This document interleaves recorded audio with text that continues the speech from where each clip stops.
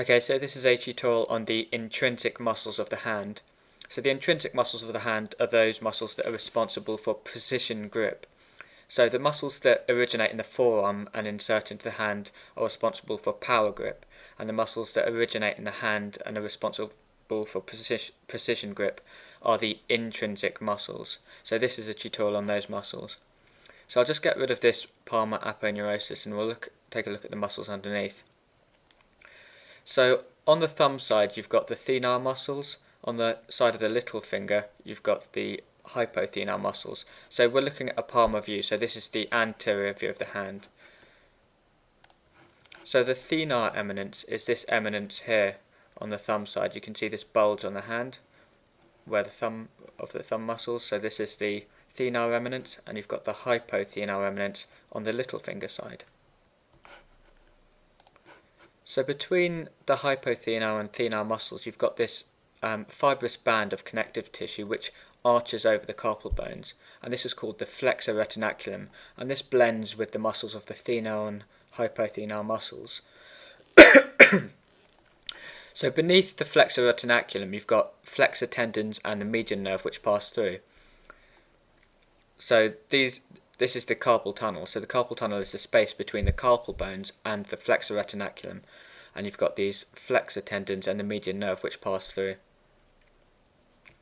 So the muscles in the intrinsic muscles in the hand, you've got the hypothenar muscles, the thenar muscles, lumbricals, interosseous muscles, the palmaris brevis, and the adductor pollicis. So I'll just talk you through those in this tutorial. So we're just looking at a diagram of the left hand anterior view. So the reason I'm showing you this is because there's this little muscle here, the palmaris brevis, which isn't shown on the 3D model. And this muscle originates on the flexor retinaculum, so this thing here, which interconnects the hypothenar and thenar muscles, and it inserts medially on the dermis of the skin. So that's the palmaris brevis, and it overlies the hypothenar muscles, which I'll come on to talk about. So next we've got the lumbrical muscles. So these muscles flex the metacarpophalangeal joints. And you've got 4 lumbrical muscles, and they originate on the tendons of the flexor digitorum profundus. So you can see these tendons here.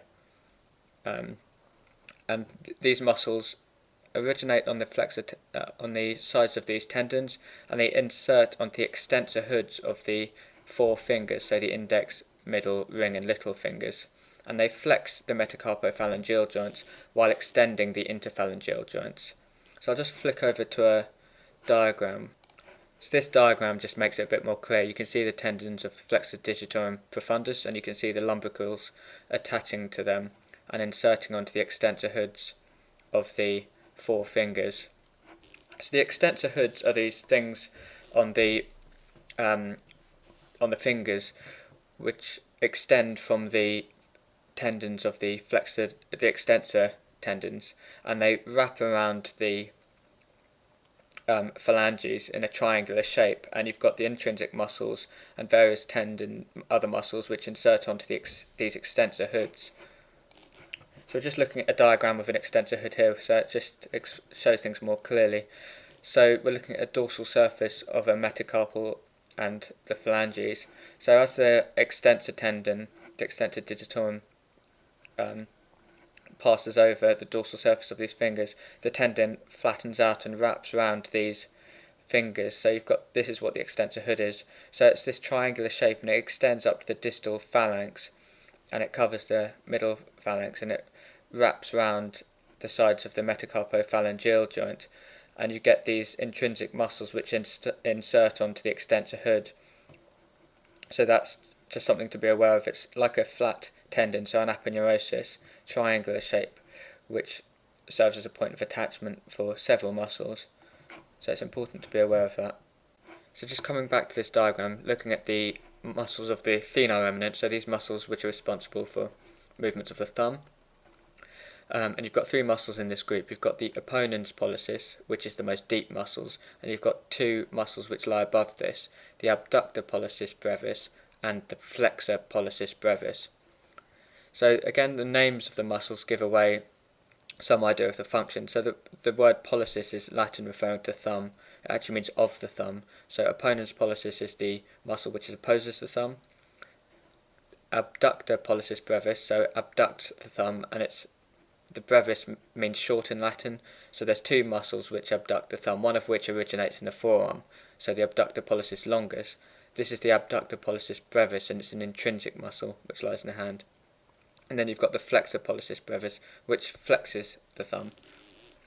So these two muscles, the abductor pollicis brevis and flexor pollicis brevis, are superficial. They lie above the opponens pollicis.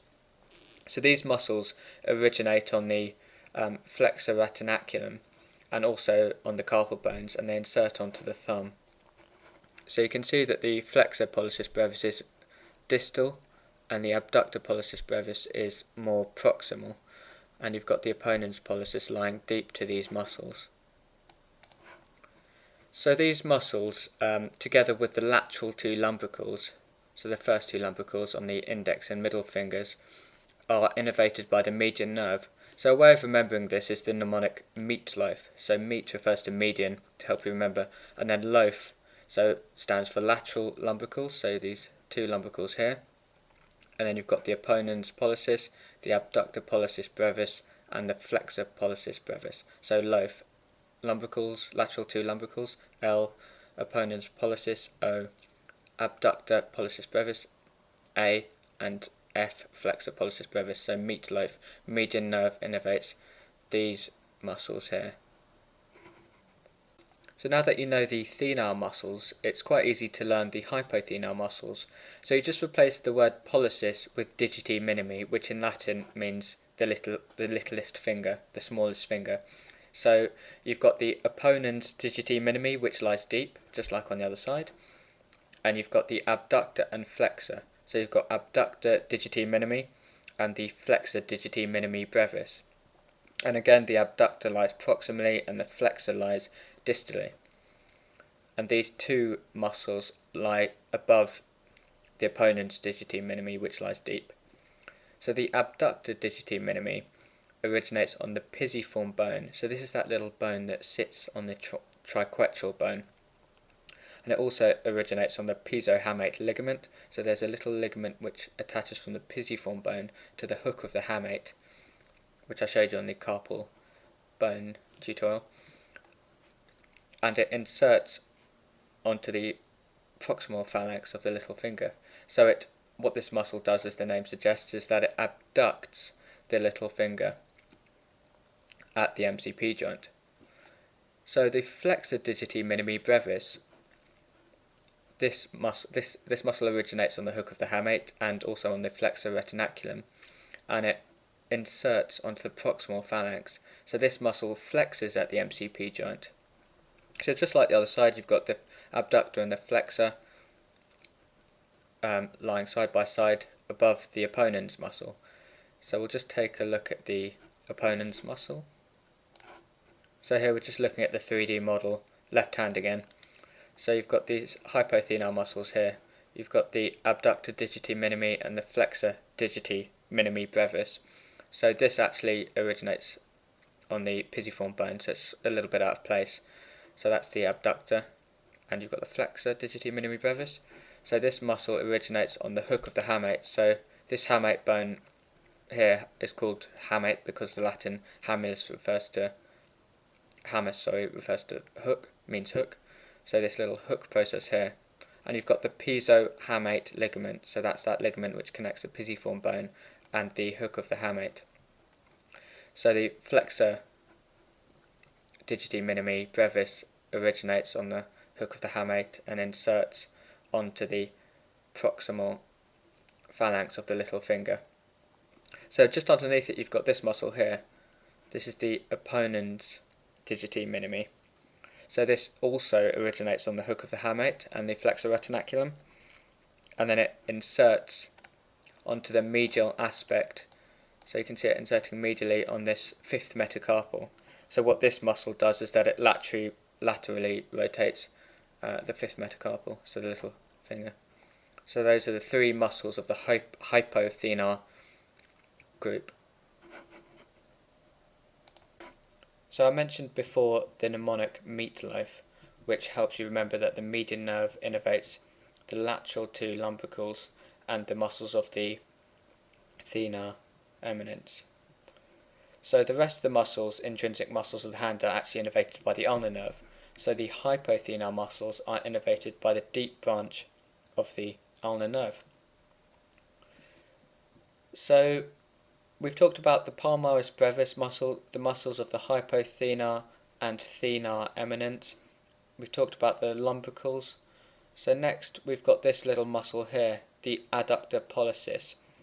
And this muscle, as the name suggests, adducts the thumb. So adductor and pollicis meaning referring to the thumb. So it's the adductor of the thumb. And it inserts onto the base of the proximal phalanx and also the extensor hood of the thumb.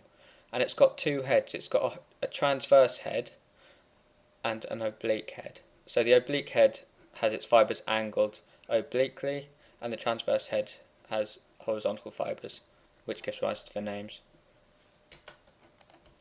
So this diagram here just shows it a bit more clearly. So we're looking at a view of the left hand still, and you've got the thumb here, and the wrist is kind of flexed. So we've removed the superficial muscles here, we've got rid of the flexor and abductor pollicis, and we're looking at the adductor muscle. So you can see the transverse head and the oblique head with its oblique fibres. So this muscle originates, well, it has different origins depending on the head. So the adductor pollicis, the oblique head, originates on the basis of metacarpals 2 and 3 and also the capitate bone. And you've got the transverse head here, and this originates, as you can see, on the third metacarpal. So this muscle inserts at the base of the proximal phalanx of the thumb, and it adducts the thumb. Okay, so just coming on to the last group of muscles, the interossei muscles, and you've got dorsal and palmar interossei. So we're looking at the back of the left hand here, so we're looking at the dorsal surface. So you can see these muscles in between the metacarpal bones. These are the dorsal interossei muscles.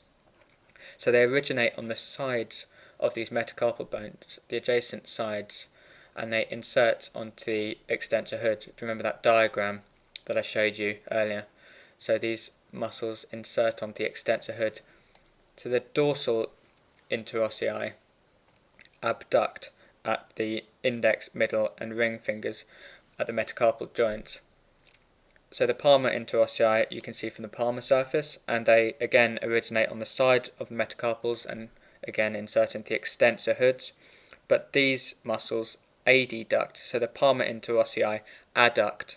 So a way of remembering the functions of the dorsal and the palmar interossei is the mnemonic pad and dab.